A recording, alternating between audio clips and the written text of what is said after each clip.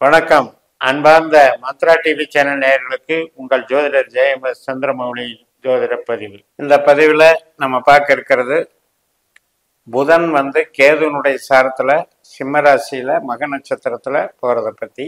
இந்த பதிவு மேஷ லக்ன நண்பர்களுக்கு. மேஷத்துக்கு 5ஆம் இடமான சிம்மராசியில் தான் மகம் நட்சத்திரம் இருக்குது. அந்த நட்சத்திரத்தில் செப்டம்பர் 4ஆம் தேதி வரக்கூடிய புதன் 13ஆம் தேதி வரைக்கும் இருக்கார், 10 நாள். அதில் கேதுவை போலவே அவர் செயல்பட ஆரம்பிச்சிடறார் புதன். மேஷ லக்னத்துக்கு புதன் 3ஆம் வீட்டுக்கும் 6ஆம் வீட்டுக்கும் உடையவர். 3ஆம் வீடுங்கிறது கம்யூனிகேஷன், ஆவணங்கள், சிறு பிரயாணங்கள், இடமாத்துறது, இளைய சகோதரம், இதையெல்லாம் குறிக்கிறது. அதாவது நம்ம அறிவை பயன்படுத்துறத குறிக்குது. 6ஆம் இடம் அப்படிங்கிறது நம்ம ரொட்டீனாக சர்வீஸ் பண்ணுறதை குறிக்குது, வேலை பார்த்துட்டு இருக்கிறத குறிக்குது. அப்புறம் ஏதாவது பகை, அதிருப்தியான சங்கடங்கள் அப்படிங்கிறதையும் உடல் உபாதைகளையும் குறிக்குது.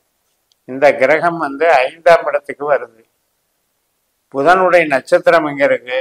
4ஆம் வீட்லையும் 8ஆம் வீட்லையும் 12ஆம் வீட்லையும் ஆயில்யம், கேட்டை, ரேவதியாக இருக்கு.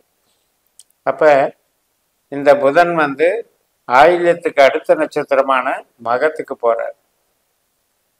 அது வரைக்கும் சொந்த நட்சத்திரத்தில் இருந்தவர் அடுத்த நட்சத்திரத்துக்கு போறார்.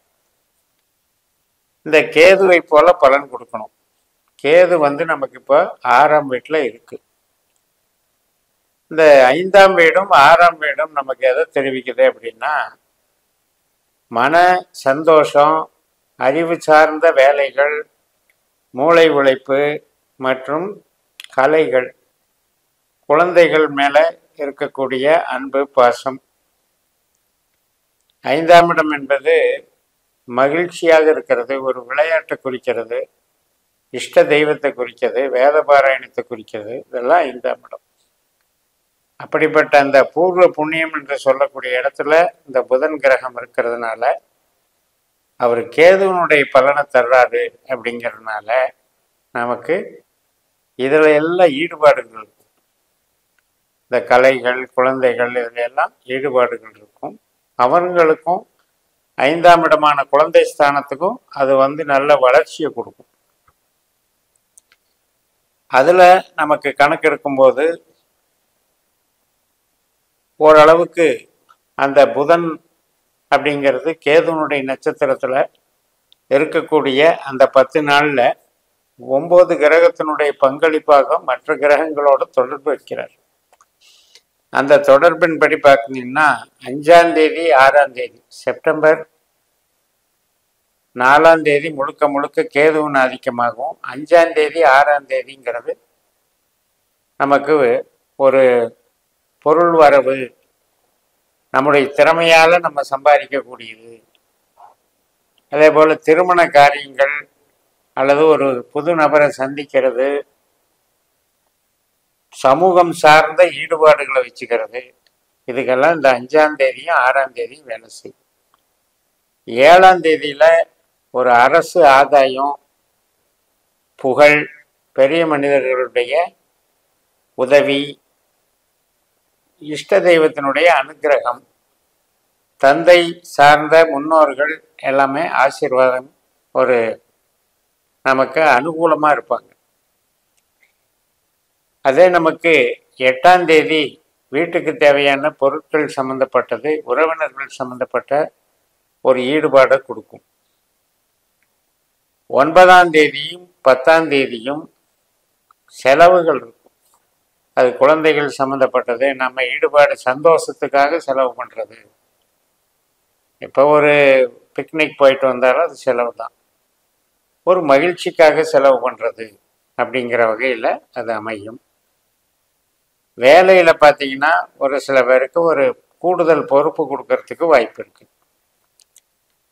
அதுபோக 11ஆம் தேதி 10ஆம் தேதி 11ஆம் தேதி 10ஆம் தேதி பிற்பகுதியிலையும் 11ஆம் தேதி முழுக்கவும் நமக்கு ஒரு பண வரவுக்கு வாய்ப்பு இருக்குது. நல்லா இருக்கு. பேச்சு, மதிப்பு, கௌரவமாக இருக்கும். நம்மளுடைய பேச்சினால நமக்கு ஆதாயம் கிடைக்கும். குடும்பத்தில் ஒரு மகிழ்ச்சியும், குடும்பத்தில் ஒரு தெய்வ பலமும், ஒரு ஒற்றுமை உணர்வும், குடும்பத்தில் ஒரு அந்யோன்யமும் கிடைக்கும். 11ஆம் தேதி பிற்பகுதியும் 12ஆம் தேதியும் நமக்கு எதிர்பாராத சில நன்மைகள்லாம் நடக்கும். அது நண்பர்களாலேயோ, மூத்த சகோதர சகோதரி வகையிலையோ, எந்த வகையினாலும் நமக்கு ஒரு எதிர்பார்த்த மன திருப்தி கிடைக்கும். இப்போ குழந்தைகள் வழி மேன்மைகள் உண்டாகும். குழந்தைகளுக்கு அவங்க பிரியப்பட்ட மாதிரி அன்னைக்கு நிகழ்வுகள் எல்லாம் நடக்கும். 13ஆம் தேதி சந்தோஷம், மகிழ்ச்சி நன்றாக இருக்கும்.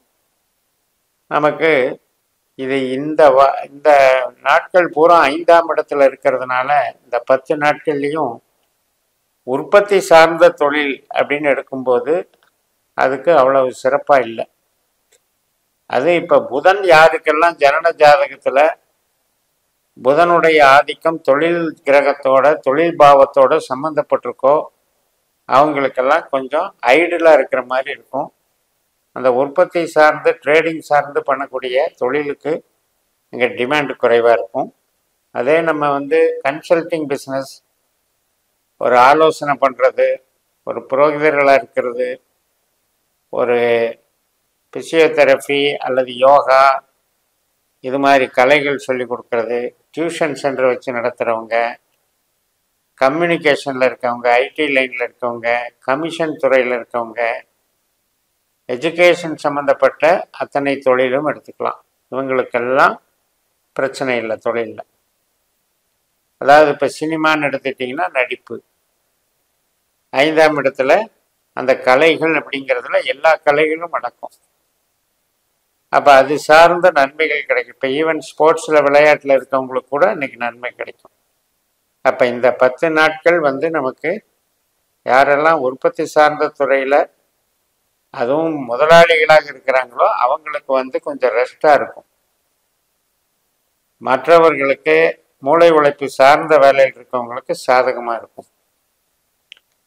இப்போ கேதுனுடைய நட்சத்திரத்தில் புதன் போகிறது அப்படிங்கிறது, கேது நமக்கு கன்னி ராசியில் இருக்கிறது, புதன் வீட்டிலேயே இருக்காரு. அதனால் இருக்கிற வேலையே கெடுக்காது. ஒரு இடத்துல வேலைக்கு போகிறோம், அந்த வேலை கெடுக்காது. அதே போல் பணவரவு பெருசாக பாதிக்காது. அடிப்படையில் மேஷ லக்னத்திற்கு குருனுடைய பலம் நல்லா இருக்கு. குரு தனஸ்தானத்தில் அதிகாரம் எடுத்துக்கிறார். அதனால் ஏதோ ஒரு வகையில் நம்மளுடைய வருமானத்துக்கு அது வழி பார்த்துக்குது. அதே நேரத்தில் நமக்கு ராகு 12ல் இருக்கிறாரு அப்படிங்கிறது தான் மைனஸ். அதாவது ரகசிய செயல் திட்டங்களில் அதுக்கு எதுக்கும் அலைபாயக்கூடாது மனசு. ஏதாவது ஒரு குறுக்கு வழியில் யாராவது ஒருத்தர் இன்வெஸ்ட்மெண்ட் பண்ண சொல்கிறாங்க அப்படின்ட்டு நம்ம அதுக்கு போகிறதோ, அல்லது புதிய பாதையில், புதிய பயணத்தில், புதிய தொழில் வகையில் அது சட்டவிரோதமான செயல்பாடுகள் இருக்கிறதுல இதில் எல்லாம் போனோம்னா 12ல் இருக்கிற ராகு நம்மளை சிக்க வச்சு வேடிக்கை பார்ப்பாரு. 12ஆம் இடம் என்பது கிட்டத்தட்ட தண்டனைக்குரியது. அதே நேரத்தில் சிகிச்சைகளில் பார்த்தீங்கன்னா உறுப்புகள் பாதிக்கப்பட்டு துண்டிக்கப்படுறதையும் குறிக்குது. ஸோ அதனால் அந்த காலகட்டம் பார்த்துக்கோங்க. 9ஆம் தேதியும் 10ஆம் தேதியும் மட்டும் கொஞ்சம் இந்த மாதிரி செயல்பாடுகள் மற்றும் வாகனம் ஓட்டுதல், இரவு நேரங்களில் பயணித்தல், இதில் எல்லாம் கொஞ்சம் கவனமாக இருங்க. ஜென்ரலாக புதனை பொறுத்த வரைக்கும் சுப கிரகம்தான். அதனால் அது கலைகளுடைய ஸ்தானம் அப்படிங்கிறதுனாலையும், மகிழ்ச்சிக்குரிய ஸ்தானம்ங்கிறதுனாலையும் உங்களுக்கு பொழுதுபோக்கு, மகிழ்ச்சி, குதூகலம் இவற்றோடு இந்த நாட்களை நிறைவாக நீங்கள் இன்பம் அனுபவிப்பீர்கள் என்று கூறி நிறைவு செய்கிறேன். இந்த சேனலை சப்ஸ்கிரைப் பண்ணி ஷேர் பண்ணுங்கள். உங்கள் தனிப்பட்ட ஜாதக பலாபலன்களை என்னுடைய வாட்ஸ்அப் நம்பரில் தொடர்பு கொண்டு பலன் பெறுங்கள். உங்களிடமிருந்து விடைபெறுகிறேன். உங்கள் JMS. நன்றி, வணக்கம்.